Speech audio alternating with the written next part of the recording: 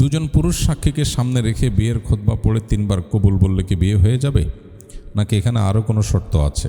যে কোনো ভালো কাজে দালালি করে কাজটি হাসিল করলে শরীয়তের দৃষ্টিতে এর বিধান কি? এরপর প্রশ্ন হলো, একজনের নামে অন্যজনের কাছে বদনাম করলে কি হয়? আপনার লাইভ প্রশ্ন উত্তর বন্ধের ঘোষণা শুনে আমরা কষ্ট পেয়েছি। এর আগে বলেছেন আপনি ওয়াজ মাহফিল করবেন না, আপনি কি অনলাইন অফলাইন থেকে নাসিহামূলক সব প্রোগ্রাম বাদ দিয়ে দিবেন? আমাদের সূরা মুলক দিয়ে নামাজ পড়লে কি রাতের নির্ধারিত আমল হবে? কারণ হাদিসে বলা আছে এশার পূর্বে ঘুমানোর আগে এটি তেলাওয়াত করার কথা। আগে ইবাদত করে যে স্বাদ পেতাম এখন তা পাই না, এ বিষয়ে আপনার পরামর্শ কি? চাকুরির জন্য ফার্নিচার 3D ডিজাইনার হিসাবে অনেক সময় বিধর্মীদের মন্ত্র ও তাদের ধর্মীয় লেখা ডিজাইন করতে হয়। আমার বেতন কি হালাল হবে? স্বামী তার স্ত্রী জীবিত থাকা অবস্থায় কি তার স্ত্রীর আপন বোনের মেয়েকে ভাগ্নিকে বিয়ে করতে পারবেন? আমার স্ত্রী খুবই ভালো, নামাজ কালাম স্বামীর হক সহ সব কিছুই ঠিক আছে, কিন্তু সে আমার কাছেই মানুষের নামে গীবত করতে থাকে, আর আমি যদি কোনো কথা না শুনতে চাই সে রাগ করে। তাকে কিভাবে বুঝিয়ে বলবো, পরামর্শ দেন। আমি চাকরি করি এবং আমার কলিগরা একসাথে যখন বাসে গাড়িতে যাতায়াত করি তখন একজন আরেকজনের ভাড়া দিয়ে দেয়, কেউ কারোরটা তারপর শোধ করি না। এখন আমার প্রশ্ন হলো, আমরা কি ঋণী হয়ে থাকবো একজন অপরজনের কাছে? ইসলাম ধর্ম যদি শান্তির ধর্ম হয় তাহলে প্রত্যেক ইসলামিক দেশে গৃহযুদ্ধ কেন হয়, মারামারি কাটাকাটি কেন হয়? দয়া করে আমার কথার উত্তম জবাব দিবেন, তাহলে বুঝবো আপনি ধর্মযাজক। নমস্কার। এরপরে প্রশ্ন হলো, শিয়াল যদি মুরগি মেরে ফেলে তাহলে ওই মুরগি কি খাওয়া হালাল হবে? অনেকে বলে শিয়াল মেরে ফেলা মুরগি শিকারী, তাই হালাল মনে করে খায়। ইসলামী দাওয়া বা বৈধ উদ্দেশ্যে ভিএফএক্স, সিজিআই ও অ্যানিমেশন ব্যবহার করে কৃত্রিম দৃশ্য 3D মানুষ বা প্রাণীর চরিত্র তৈরি করা শরীয়তের দৃষ্টিকোণ থেকে কতটুকু জায়েজ আছে? বিশেষ করে কাল্পনিক দৃশ্য বা বাস্তবের মতো কৃত্রিম দৃশ্য তৈরি করার ক্ষেত্রে শরীয়তের বিধান কি? আমাদের এলাকায় একটি সরকারি মাদ্রাসার স্কুলে ধর্মীয় শিক্ষক নিয়োগ দেওয়া হবে, কিন্তু ঘুষ ছাড়া চাকরি পাওয়া সম্ভব নয়। আমি যদি যোগ্য প্রার্থী হওয়া সত্ত্বেও ঘুষ না দিলে চাকরি না পাই, অথচ আমি চাকরিটি পেলে এলাকার শিক্ষা ব্যবস্থা ও প্রতিষ্ঠান উন্নয়নে ভালোভাবে কাজ করতে পারবো, এমন পরিস্থিতিতে কি চাকরি পাওয়ার জন্য ঘুষ দেওয়া শরীয়তসম্মত হবে, নাকি এটা সম্পূর্ণ হারাম হবে? আমার সন্তান আত্মহত্যা করেছেন। সে ছোটবেলা থেকে কিছুটা ভিন্ন স্বভাবের ছিল, পড়াশোনাও মনোযোগী ছিল না। সংসারের দায়িত্ব ভবিষ্যৎ নিয়ে তাকে মাঝে মধ্যে শাসন করতাম। মৃত্যুর দিনও আমি তাকে কিছু বিষয়ে বোঝানোর চেষ্টা করি, কিন্তু সে রাগ করে চলে যায়, এরপর আত্মহত্যা করে। এখন মনে হচ্ছে তার মৃত্যুর জন্য আমিই দায়ী। আমি কিভাবে আল্লাহর কাছে ক্ষমা পাবো, আর আমার সন্তানের কবরের আযাব থেকে মুক্তির জন্য আমি কি করতে পারি? ও কি জান্নাতে যেতে পারবে? আত্মহত্যাকারী কি কাফির? দুজন পুরুষ সাক্ষীকে সামনে রেখে বিয়ের খুতবা পড়ে 3 বার কবুল বললে কি বিয়ে হয়ে যাবে, নাকি এখানে আরও কোনো শর্ত আছে? পুরুষ সাক্ষীকে, দুজন সাক্ষী যদি সামনে থাকেন, পুরুষ অথবা একজন পুরুষ দুজন মহিলা, এরকম সাক্ষীদের সামনে যদি 3 বার কবুল বলে বিয়ে হয়ে যাবে কিনা? না, বিয়ে তো সহজ না। এক পক্ষ থেকে প্রস্তাব আসতে হবে, আরেক পক্ষ বলবে আমি গ্রহণ করলাম বা কবুল করলাম, তাহলে বিয়ে হবে। অর্থাৎ আপনি দুজন সাক্ষীর সামনে শুধু কবুল বললে বিয়ে হয়ে যাবে, এটা যদি হয় তাহলে রাস্তা দিয়ে একটা সুন্দর মেয়ে যাচ্ছে, আপনার ভালো লাগছে, 2 দোস্ত আশপাশে আছে, বললেন এই দোস্ত কান খাড়া করে শোন, কবুল কবুল কবুল। কি বলেন? বিয়ে হয়ে গেল। এবারে মেয়েরে বলেন যে বিয়ে হয়ে গেছে, চলো বাসায়। মায়ের একটাও নিচে পড়বে? এত সহজ না। প্রস্তাব লাগবে। কি লাগবে? মেয়ে পক্ষ আপনাকে প্রস্তাব দিতে হবে, এরপরে আপনি যদি কবুল বলেন, এবং এই প্রস্তাব এবং কবুল উভয়টা যদি দুজন সাক্ষী একদম সশরীরে উপস্থিত থেকে শুনে, তাহলে বিয়ে হবে। বুঝে আসছে কথা? প্রস্তাব দিতে হবে, এবং সেটাও যদি কাগজে কলমে হয়, যে লিখে দিল, চ্যাটিং হইল, মুখে কোনো আলাপ হলো না, তাতেও হবে না। যে বোবা সে ইশারায় করবে, কিন্তু তাকে প্রস্তাব এবং কবুল হওয়ার বিষয়টা ফিজিক্যালি দিতে হবে, তারপরে বিয়ে হবে। কাগজে কলমে লিখে দিলেন, অনলাইনে চ্যাটিংয়ে বললেন প্রস্তাব দিলাম, আপনি বললেন আমি কবুল করলাম, 2 দোস্তের স্ক্রিনশট দেখাই দিলেন, দেখ বিয়ে হয়ে গেল। এত সহজ? জি না।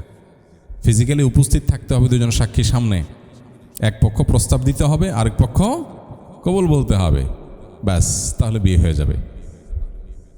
মোহর যদি ধার্য নাও করে বিয়ে হয়ে যাবে, কিন্তু মোহর দিতে হবে। তখন ওই মেয়ের ফ্যামিলিতে এই ক্যাটাগরির মেয়েদের যেরকম মোহর, ওই স্টার্ট অনুযায়ী মোহর দিয়ে দিতে হবে, কিন্তু বিয়ে হয়ে যাবে। তাহলে শুধু কবুল বললে কি হয়ে যায় না, বিয়ে হয়ে যায় না। যদি শুধু কবুল বললে বিয়ে হয়ে যেত, তাহলে রাস্তা রাস্তায় হেঁটে হেঁটে সব কবুল কবুল কবুল জিকির করতে থাকতেন। আবিয়াতে মানুষ কেউ বিয়ে দেয় না, কি করবেন? রাস্তার সব মেয়ে বিয়ে করা শুরু করে দিন। হ্যাঁ, এত ছেলে খেলা এত সহজ না। অনেক যুবকরা এই বিষয়গুলোতে ভুল জানার কারণে অনেক যা খুশি তা তারা মনে করে। চ্যাটিংয়ে ইনবক্সে কবুল বলে পাঠিয়ে দিস, কবুল লিখে পাঠিয়ে দিচ্ছে, আয়েশা খুশি হয়ে গেছে, বিয়ে হয়ে গেছে। এরকম ঘটনা ঘটছে, আমি দেখছি। তারা জামাই বউ হিসাবে সংসার করা শুরু করছে, বলে যে আমরা চ্যাটিংয়ে, চ্যাট বক্সে, ইনবক্সে আমরা কবুল বলছি। মানে বিয়েটা এত ফাইজলামি না, এত সহজ না।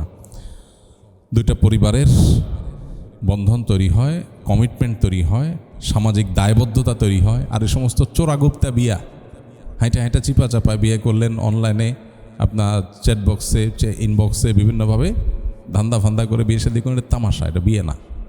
এগুলোতে ধান্দা থাকে, মতলব থাকে। এগুলোতে সত্যিকারের বিয়ের যে উপাদান সেটা থাকে না। এই জিনিসটা আমাদের খেয়াল করতে হবে ইনশাআল্লাহ তাআলা। এরপরে প্রশ্ন হলো, একজনের নামে অন্যজনের কাছে বদনাম করলে কি হয়? জঘন্য গুনাহ হয়। মিনাল কাবায়ের, কবিরা গুনাহগুলোর মধ্য থেকে একটা হলো কেউ কারোর নামে এমন কোনো কথা বলল যেটা আসলে তার মধ্যে নাই,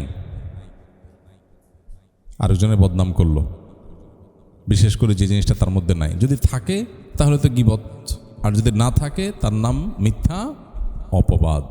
এই মিথ্যা অপবাদের ভয়াবহতা অনেক বেশি।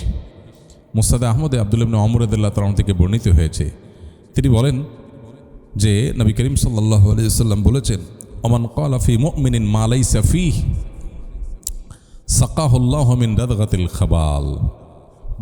যদি কোনো মানুষ সম্পর্কে এমন কিছু বলে যেটা আসলে তার মধ্যে নাই, মিথ্যা অপবাদ, এরকম যদি কোনো কথা বলে, তাহলে আল্লাহ রাব্বুল আলামিন জাহান্নামীদের যে পুজ, রক্ত, ময়লা, আবর্জনা, এগুলো তাকে পান করতে বাধ্য করবেন। এটা তার শাস্তি হবে, এবং দুনিয়ার কোনো শাস্তির মতো না।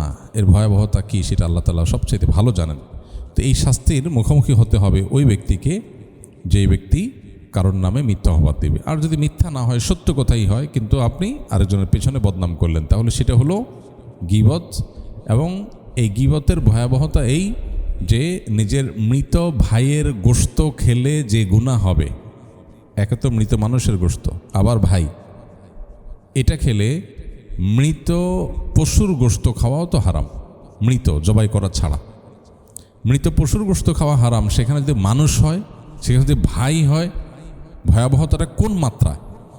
তো কোরআন গীবতের ভয়াবহতাকে চিত্রায়িত করেছে এইভাবে যে মৃত ভাইয়ের গোশত খাওয়াটাকে তোমরা কি পছন্দ করবে? ফাকারিহতুমু, তোমরা তো কেউ পছন্দ করবে না। সূরা হুজুরাতে আল্লাহ বলেছেন।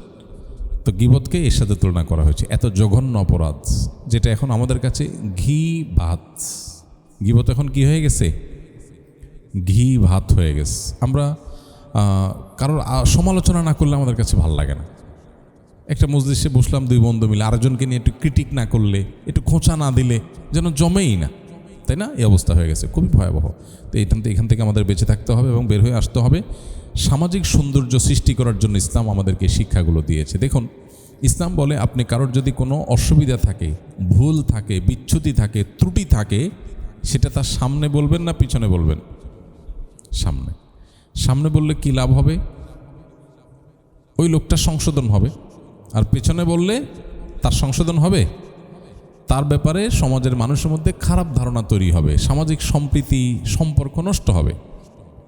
এই জন্য কারোর অসুবিধা থাকলে আদরের সাথে, স্নেহের সাথে, মহব্বতের সাথে বুঝে শুনে তাকে কৌশলে সামনে তার সমস্যাটা বলে দেওয়া যায়, পেছনে না।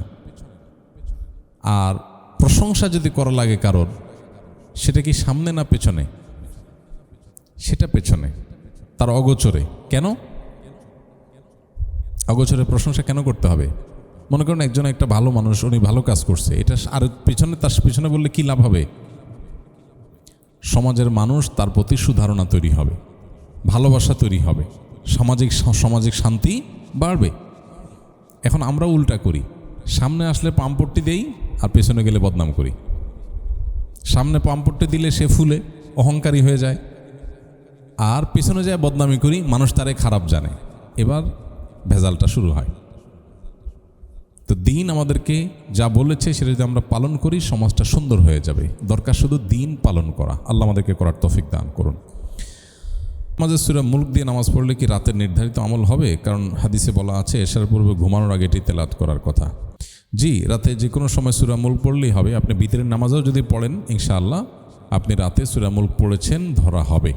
যদিও আলাদা করে পড়তে পারলে ভালো হয়, কারণ সূরা মুলক যেটা পড়েছেন এটাতে আপনি পার্ট অফ নামাজ পড়েছেন। নবী সাল্লাল্লাহু আলাইহি ওয়াসাল্লাম তো আপনাকে রাতে পড়তে বলেছেন, আলাদা করে পড়তে পারলে ভালো হয়। কিন্তু বিতরের মধ্যে পড়লে বা এশার নামাজের ফরজ নামাজে বা সুন্নত নামাজেও যদি পড়েন তাতেও সূরা মুলক তিলাওয়াত করার যে ফজিলত সেটা পাওয়া যাবে ইনশাআল্লাহ। যে কোনো ভালো কাজে দালালি করে কাজটি হাসিল করলে শরীয়তের দৃষ্টিতে এর বিধান কি? দালালি করলে শব্দটা শুনতে একটু খারাপ শোনা গেল, মধ্যস্থতা করে বলেন। কারণ অনেক ক্ষেত্রে দেখা যায় মধ্যস্থতা করার কাজটা খুবই গুরুত্বপূর্ণ। আপনি একটা অ্যাম্বাসিতে ভিসার জন্য অ্যাপ্লিকেশন করবেন, এখন ভিসার আবেদন ফর্ম ঠিকঠাক মতো আপনার ফিল আপ করা, কাগজপত্র ঠিকঠাক মতো আপলোড দেওয়া, জমা করা, আপনার অভিজ্ঞতা নাই। একটা এজেন্সি, তাদের এক্সপিরিয়েন্স আছে, তারা কাজ অনেক দিন ধরে করে, আপনার হয়তো একটা আছে আরেকটা নাই, আপনি হয়তো একটা রুট জানেন আরেকটা রুট জানেন না, তো আপনার পুরো কাজটা করার দায়িত্ব তারা নিল। আবেদন আপনার পক্ষ থেকে করলো, তারা আপনার পক্ষ থেকে করে দিল, মাঝখান থেকে তারা যে প্রসেস করলো, তারা যে সার্ভিস দিল, এটার জন্য তারা ফিস নিল। তো এটা নেওয়া শরীয়তের দৃষ্টিকোণ থেকে জায়েজ আছে। যদি কেউ আপনি যেটাকে দালালি বলছেন বা মধ্যস্থতা বলেন, মধ্যস্থতা করে উপার্জন করে, তো এটা জায়েজ আছে যদি সেখানে কোনো ধোঁকা না থাকে, প্রতারণা না থাকে। ধোঁকা এবং প্রতারণা না থাকে। ধোঁকা প্রতারণা কীরকম? আপনি ওই যে গরুর হাটে যেরকম হয়, ল্যান্ড কেনা বেচার ক্ষেত্রে যেরকম হয়, আপনি যে অযথা দাম বাড়ায় দিলেন, দাম বাড়ায় দিয়া বিক্রি হয়ে গেল, এবার বিক্রেতারা বললেন এই দাও কমিশন দিয়ে দাও, কমিশন নিয়ে চলে আসলেন। আছে না নাই? গরুর দাম হলো 1 লাখ, আপনি যে 1,20,000 বলে থুয়ে আসছেন, কার সামনে? কাস্টমারের সামনে। কাস্টমার চিন্তা করতেছে 1,20,000 বলছে তবুও দিল না, চলে গেল, তাহলে আমি 1,25,000 বলি, আসলে দাম 1 লাখ। এই 2 নম্বরই হয় কি হয় না? এটা তো প্রতারণা। যদি প্রতারণা করে কেউ তাহলে সেই দালালি জায়েজ নয়। আর যদি প্রতারণা না করে তাহলে সেক্ষেত্রে জমির মালিক বলছে ভাই আমার জমিটা বিক্রি করে দেওয়া, সেই কাস্টমার খুঁজে আনছে, এরপরে জমির মালিক তাকে সেখান থেকে কিছু টাকা দিচ্ছে, যে তুমি কষ্ট করে কাস্টমার খুঁজবা, আনবা, বিক্রি হয়ে গেলে তোমাকে আমি এত টাকা দিব। এই যে পরিশ্রম করলো সে, তার জন্য সে পারিশ্রমিক দিল, এটা জায়েজ আছে, এটা অসুবিধা নেই। বুঝে আসছে কথা? কারণ নবী করিম সাল্লাল্লাহু আলাইহি ওয়াসাল্লাম বলেছেন দাউন নাস ইয়ারযুকুল্লাহু বা'দাহুম বিবা'দ। মানুষ এই ধরনের মধ্যস্থতা যদি করতে দাও, কারণ আল্লাহ তাআলা কাউকে দিয়ে আর কাউকে রিজিক দিয়ে থাকেন, এজন্য এই ধরনের মধ্যস্থতা নাজায়েজ নয়। চাকুরির জন্য ফার্নিচার 3D ডিজাইনার হিসাবে অনেক সময় বিধর্মীদের মন্ত্র ও তাদের ধর্মীয় লেখা ডিজাইন করতে হয়, আমার বেতন কি হালাল হবে? কাজীবাড়ি স্কিল থেকে। আপনি যদি ডিজাইনার হন আর যদি কোনো অন্য ধর্মের মানুষের মন্ত্র ইত্যাদি আপনাকে ডিজাইন করতে হয়, তাহলে সেগুলোতে শিরকি কথা থাকার সম্ভাবনা জোরালো, অতএব ওইগুলো করা যাবে না। অন্য কোনো কাজ আপনি করবেন, ওই কাজ থেকে আপনি বিরত থাকার চেষ্টা করবেন।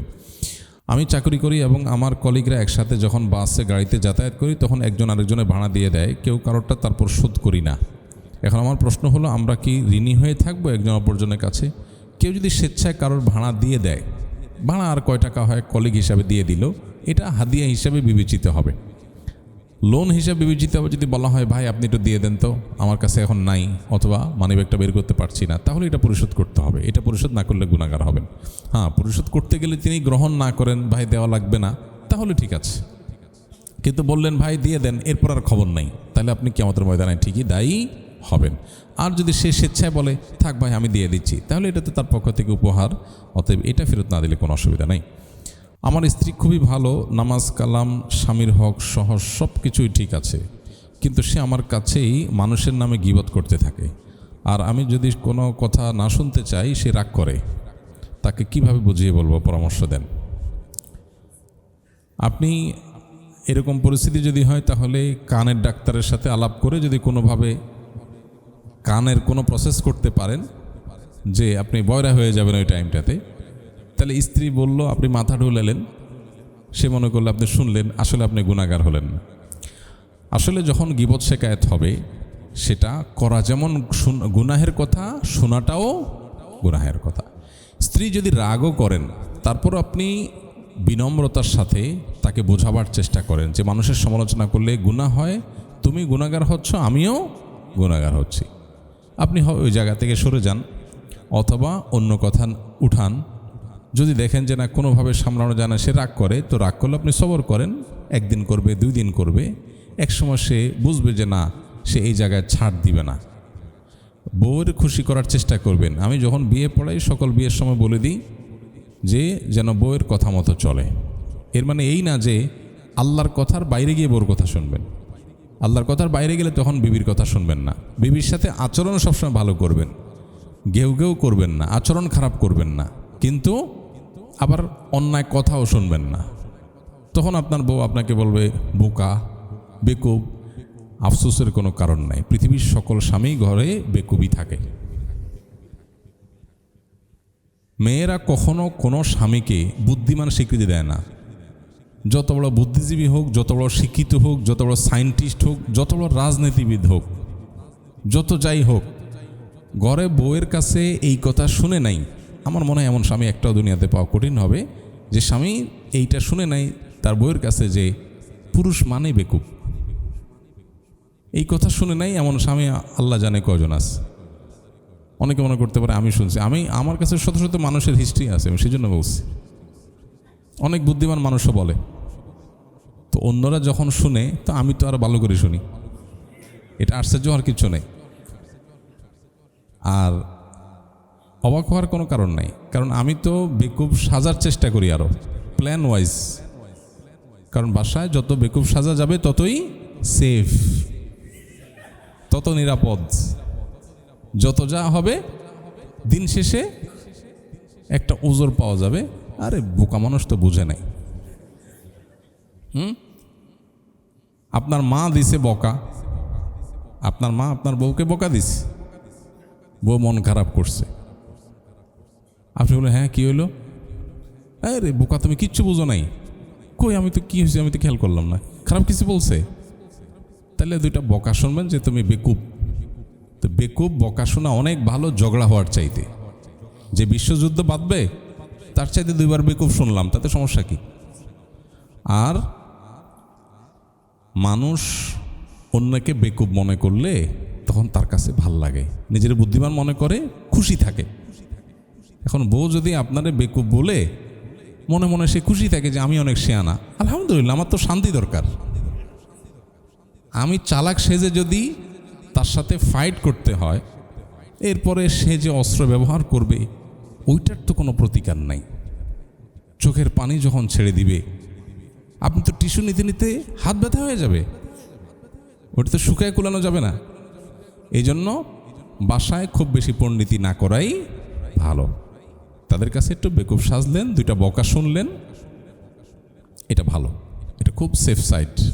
শেয়ানামি সব জায়গায় করতে হয় না, দুনিয়ার সব জায়গায় শেয়ানামি চলে, এই জায়গায় না। এখানে বেকুব, হ্যাঁ আমি বুঝি টুঝি না, আসলে এই ব্যাকল কিসিমের বকা দিছে, আবার বকা খাবেন, আবার বকা, হ্যাঁ তোমার বকতেছি তুমি তাও বুঝতেছো না, হ্যাঁ আসলেই বুঝতেছি না। আর বউয়ের সাথে এই টাইপের মিথ্যা কথা বলা জায়েজ আছে, বুঝে আসছে কথা? এই টাইপের মিথ্যা কথা বলা জায়েজ আছে। বউরে বললেন তুমি চাঁদের চাইতে উজ্জ্বল, চাঁদের চাইতে উজ্জ্বল মানুষ হয়, ডাহা মিথ্যা কথা, কিন্তু এটা বউরে বলা জায়েজ আছে। কিন্তু খবরদার আবার শাড়ি একটা 2000 টাকা দিয়ে কিনে আনে বললেন 20,000 টাকা, এই মিথ্যা কিন্তু জায়েজ নাই, খবরদার। কারণ এইটা যদি কোনোভাবে ধরা খান, মায়ের একটাও মাটির নিচে পড়বে না। এই জন্য মিথ্যা কোনটা বলা জায়েজ? পামপট্টিমূলক, প্রশংসামূলক যেগুলো, সেগুলো। কি রান্না করলা তুমি, তো জন্মে জীবনে এরকম খানা খাইনি, এত টেস্ট রান্না হয় মানুষের, হ্যাঁ এত স্বাদ রান্না হয়, সুবহানাল্লাহ। সুবহানাল্লাহ, আলহামদুলিল্লাহ বেশি বেশি বলবেন, খুশি। যে কোনো মানুষ প্রশংসা করলে মানুষ খুশি হয়। তাহলে আমার ঘরের বউ যদি খুশি থাকে, আমার জগৎ ভালো, বেশিরভাগ মানুষই এটা বুঝে না, ওখানে খুব ধৈর্য ধারণ করতে হয়। তো এই জন্য আপনার স্ত্রীকে গীবত থেকে বাঁচাবার জন্য আপনি চেষ্টা করবেন, কিন্তু আল্লাহর অবাধ্যতা নাফরমানি এখানে আপনি প্রয়োজনে পালায়া যাবেন। বলবে বেকুব, বেকুব শুনেন, কিন্তু আপনি শুনবেন না। যদি মনে করেন না বউরে খুশি করার জন্য গীবত শুনি, আরও কিছু শুনি, না, সেটা জায়েজ হবে না। অন্যায় কাজে কোনো ছাড় দেওয়ার সুযোগ নাই। স্বামী তার স্ত্রী জীবিত থাকা অবস্থায় কি তার স্ত্রীর আপন বোনের মেয়েকে, ভাগ্নিকে বিয়ে করতে পারবেন? না, হারাম, এটা জায়েজ নাই। একটা মূলনীতি বলে রাখি, সেটা হলো এমন দুইজনকে বিয়ে করা যাবে না, একসাথে বিয়ের অধীনে রাখা যাবে না, যাদের একজন পুরুষ হলে আবার একজনের সাথে বিয়ে করা জায়েজ হতো না। এটা একটা প্রিন্সিপাল, মৌলিক নীতি। যেমন যিনি প্রশ্নটা করলেন, খালাকে বিয়ে করেছেন, কোনো মেয়েকে বিয়ে করেছেন, ওই মেয়ের ভাগ্নি বোনের মেয়েকে বিয়ে করছেন। তো বোনের মেয়েকে বিয়ে করতে যদি চান, সেকেন্ড ওয়াইফ হিসাবে যদি কেউ করতে চান, জায়েজ নাই। কেন জায়েজ নাই? কারণ এদের একজন যদি পুরুষ হতো, আরেকজনের সাথে বিয়ে জায়েজ হতো?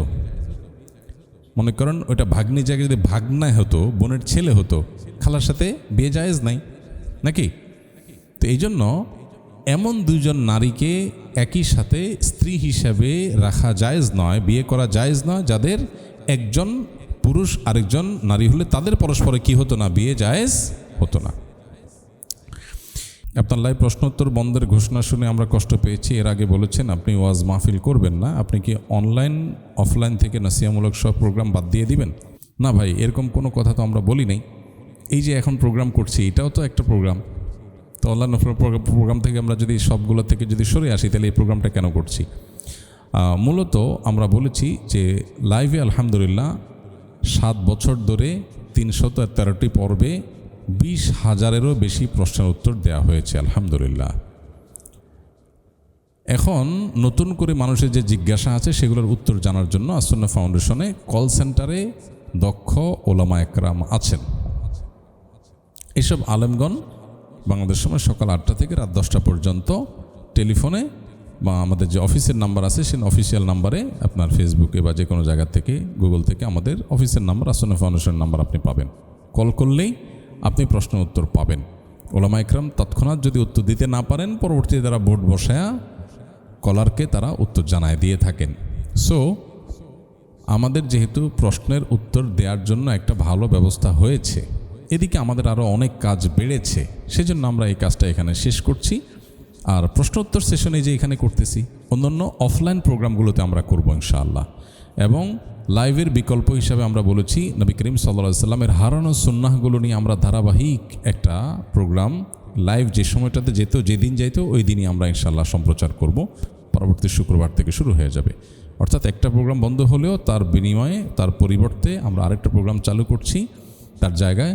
এবং সেই সাথে আমাদের দাওয়াতি কার্যক্রমের মধ্যে এই যে মসজিদ কমপ্লেক্সে, আসুন্নাহ ফাউন্ডেশন মসজিদ কমপ্লেক্সে আমরা প্রতি আরবি মাসের প্রথম বৃহস্পতিবার দিবাগত রাতে আমরা এখানে হালাকা করি।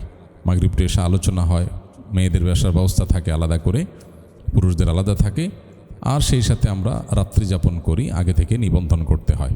সেই হিসাবে আমরা রাত্রি যাপন করি, সকালে আলোচনা হয়, বিভিন্ন আমল হয়, বিভিন্ন তালিম হয়।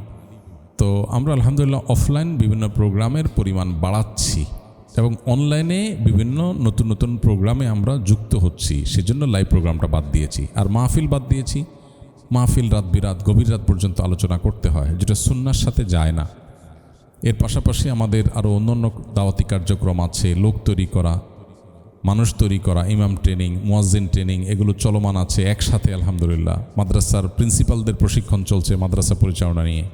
তারপরে বিভিন্ন সেক্টরে আমাদের অনেকগুলো কোর্স এবং ট্রেনিং চলছে। অন্যান্য দাওয়াতি কাজে ব্যস্ততার কারণে মূলত আমরা লাইভের এই প্রোগ্রাম থেকে সরে আসছি, কিন্তু প্রশ্নোত্তর আমরা বন্ধ করি নাই, প্রশ্নোত্তর আমরা দিচ্ছি, দিয়ে যাব ইনশাআল্লাহ তাআলা।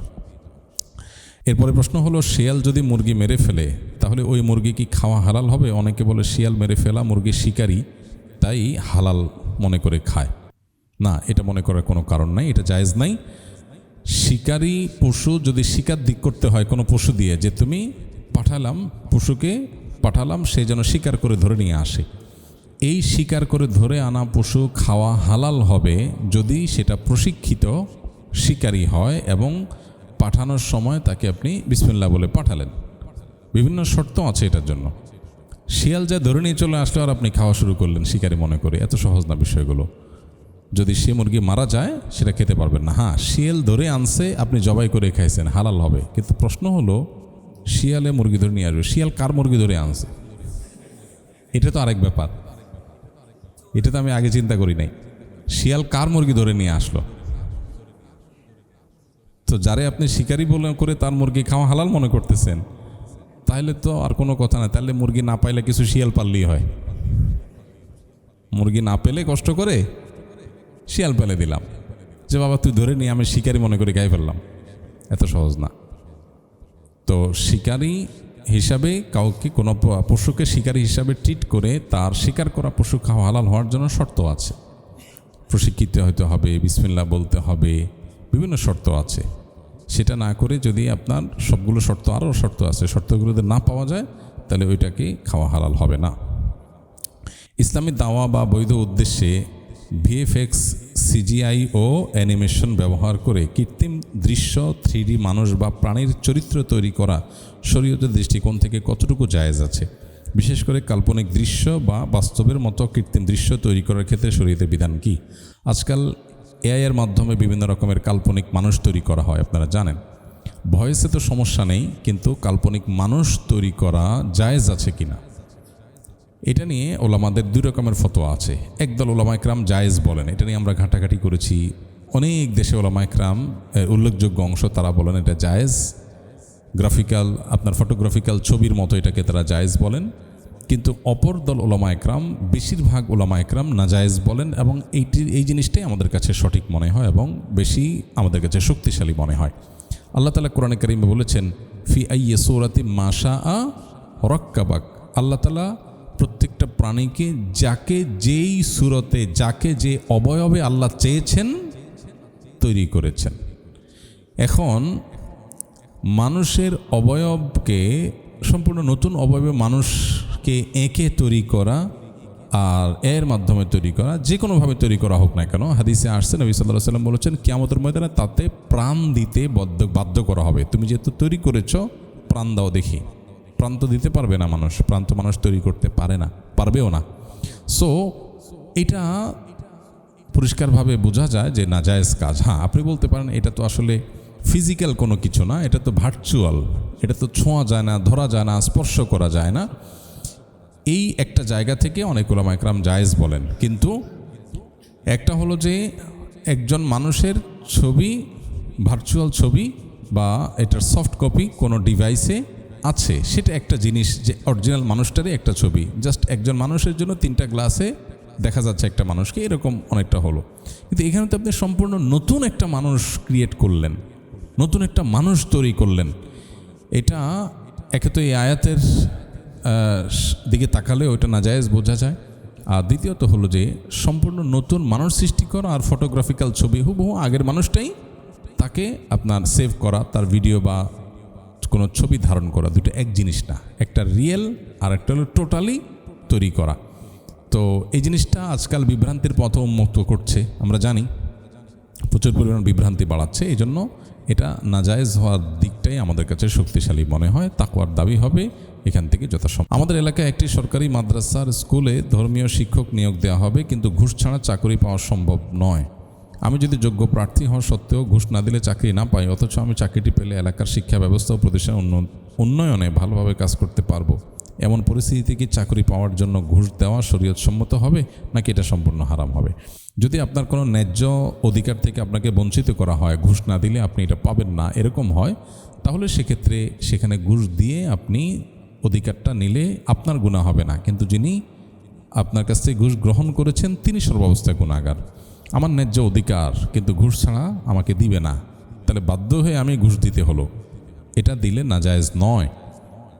আর যদি ব্যাপারটা এরকম যে আমার আসলে অধিকারের ব্যাপার না, আমি আসলে অত যোগ্য না, আমার চাইতে যোগ্য লোক আরও আছে, কিন্তু আমি ঘুষ দিয়ে চাকরিটা নিলাম, তাহলে হারাম হবে, তাহলে এই কাজটা হারাম হবে। বাট যারা ক্যান্ডিডেট আছে এদের মধ্যে আমি সবচেয়ে যোগ্য, কিন্তু আমাকে দিচ্ছে না কেন? ঘুষের জন্য। বাধ্য হয়ে আমি ঘুষ দিলাম, জায়েজ আছে। যদি কেউ ঘুষ না দিয়া অন্য চাকরির চেষ্টা করে, সেটা হবে আরও ভালো, তাকওয়ার দাবি যদি কেউ করতে পারে। শামসুন নাহার হবিগঞ্জ থেকে লিখেছেন, আমার সন্তান আত্মহত্যা করেছেন। সে ছোটবেলা থেকে কিছুটা ভিন্ন স্বভাবের ছিল, পড়াশোনাও মনোযোগী ছিল না, সংসারের দায়িত্ব ভবিষ্যৎ নিয়ে তাকে মাঝে মধ্যে শাসন করতাম। মৃত্যুর দিনও আমি তাকে কিছু বিষয়ে বোঝানোর চেষ্টা করি, কিন্তু সে রাগ করে চলে যায়, এরপর আত্মহত্যা করে। এখন মনে হচ্ছে তার মৃত্যুর জন্য আমিই দায়ী। আমি কিভাবে আল্লাহর কাছে ক্ষমা পাবো, আর আমার সন্তানের কবরের আযাব থেকে মুক্তির জন্য আমি কি করতে পারি? ও কি জান্নাতে যেতে পারবে? আত্মহত্যাকারী কি কাফির? আত্মহত্যাকারী ব্যক্তি কাফির না। আল্লাহ তাআলা চাইলে তাকে মাফ করতে পারেন, তবে হাদিসে খুব ভয়াবহ কথা বলা হয়েছে, যে ব্যক্তি আত্মহত্যা করে মারা যাবে সে চিরকাল জাহান্নামে যাবে, এবং যেটা দিয়ে আত্মহত্যা করবে ওইটা দিয়েই তাকে শাস্তি দিতেই থাকতে হবে, দিতেই থাকা হবে অনবরত।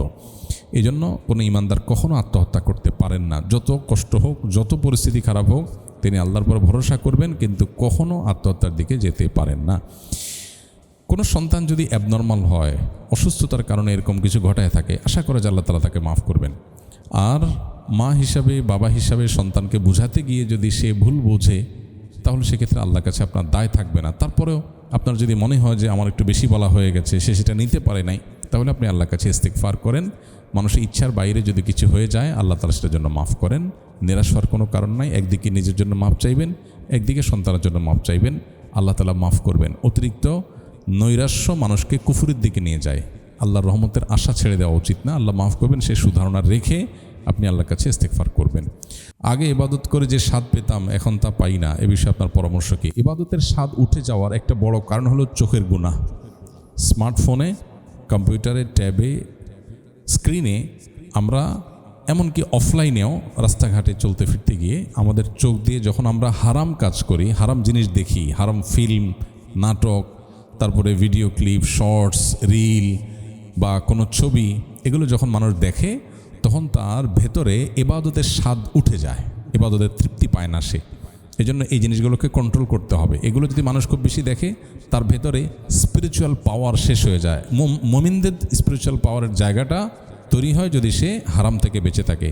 হারাম বলা, হারাম শোনা, হারাম দেখা, এই তিনটা জিনিস থেকে যদি মানুষ বিরত থাকতে পারে, সে আল্লাহর ওলি হয়ে যাবে ইনশাআল্লাহ। শুধু ৫ ওয়াক্ত ফরজ নামাজ পড়লেন আর হারাম উপার্জন করলেন না, আর মুখ দিয়ে, কান দিয়ে, চোখ দিয়ে কোনো হারাম কাজ করলেন না, দ্যাটস ইট। আপনার আল্লাহর ওলি হওয়ার জন্য আর কিছু লাগবে না। এরপর আপনি দোয়া করবেন, দেখবেন গুলি মিস হলে আপনার দোয়া মিস হবে না, মুস্তাজাবুদ দাওয়া হয়ে যাবেন। কিন্তু এখন আমাদের ইবাদতেরই স্বাদ পাই না। এর অন্যতম কারণ হলো আমাদের গুনাহের রাস্তাগুলো ওপেন হয়ে গেছে। মানুষ যখন অসুস্থ হয়, খাবারের স্বাদ পায় না। কোনো অসুস্থ অবস্থায় খাবারের স্বাদ, তৃপ্তি, কী খাইছে সে বুঝে না। তো গুনাহের দ্বারা মানুষ যখন আক্রান্ত হয়, তখন এই অবস্থা হয়। আল্লাহ আমাদেরকে হেফাজত রাখুন। ইসলাম ধর্ম যদি শান্তির ধর্ম হয়, তাহলে প্রত্যেক ইসলামিক দেশে গৃহযুদ্ধ কেন হয়, মারামারি কাটাকাটি কেন হয়? দয়া করে আমার কথার উত্তম জবাব দিবেন, তাহলে বুঝবো আপনি ধর্মযাজক। নমস্কার। নমস্কার মানে আমাদের কোনো হিন্দু ভাই হয়তো প্রশ্নটা পাঠিয়েছেন। যাই হোক, আলহামদুলিল্লাহ, ভালো প্রশ্ন। কিন্তু আমি এই ভাইকে যদি বলি যে শুধু মুসলমান দেশে মারামারি হয়, আর কোনো দেশে মারামারি হলে সেটা সঠিক বেঠিক এই মারামারি দিয়ে নির্বাচন যদি করতে হয়, তাহলে ভারতে তো গৃহযুদ্ধ অনেকগুলো জায়গায় চলতেছে। বরং আমাদের দেশে, বাংলাদেশের কথা যদি বলি, আমরা বলি বাংলাদেশে আলহামদুলিল্লাহ গৃহযুদ্ধ বলতে যা বুঝায় এরকম কোনো কিছু বাংলাদেশে কখনোই ঘটেনি আল্লাহর ফজলে। অতএব আমাদের দেশে এই ব্যাপারটা যেরকম ঘটে না, এরকম বহু মুসলিম দেশ আছে যেখানে সেরকমটি ঘটেনি। আসলে মূলত কোনো এলাকাতে বা কোনো অঞ্চলে কোনো ধর্মের মানুষের মধ্যে পারস্পরিক মারামারি বা গণ্ডগোল ফাসাদ হওয়া না হওয়ার সাথে তার সত্য অসত্য নির্ভর করে না। মারামারি করছে সেটা খারাপ, কিন্তু এর মানে লোকটা আদর্শ অসত্য, তার ঈমান নাই, এরকমটি মনে করার কোনো কারণ নাই। এই জিনিসগুলো আমরা অনেক সময় খুব সহজ সময় করে ফেলি, এটা সঠিক নয়। আর পৃথিবীর যত মুসলিম দেশগুলোতে যুদ্ধ চলছে, আপনি দেখেন সেই যুদ্ধগুলো মূলত অমুসলিমরা চাপিয়ে দিয়েছে। বেশিরভাগ ক্ষেত্রে আপনি তাই দেখবেন। যেগুলো আছে, আপনি দেখেন কাশ্মীরের মানুষ মুসলিম অধ্যুষিত এলাকা, সেখানে যুদ্ধ চাপিয়ে দেওয়া হয়েছে। ঠিক একইভাবে আমরা যদি দেখি ইরাকের মানুষের উপরে যুদ্ধ চাপিয়ে দিয়েছে পশ্চিমারা, এসে সেখানে ইন্টারফেয়ার করে সেখানে তারা যুদ্ধ ওপেন করে দিয়ে গেছে। আজও পর্যন্ত সেটাকে তারা শান্তির একটা নগরীকে শেষ করে দিয়ে সেটাকে শান্তি ফিরত আনতে আর পারে নাই। সিরিয়া থেকে আমরা দেখি একইভাবে, এরকম সব জায়গাতে। হ্যাঁ, মুসলিম দেশগুলোতে যে নিজেদের মধ্যে গণ্ডগোল ফাসাদ হয় না তা না, পাকিস্তানে এখন চলতেছে বেলুচিস্তান এবং পাকিস্তানের মূল আর্মিদের সাথে, আবার আফগানিস্তানেও আংশিক কোনো কোনো ক্ষেত্রে হয়, আবার বিভিন্ন দেশে এরকম হয়। তো যদি হয় সেটা অবশ্য নিন্দনীয়।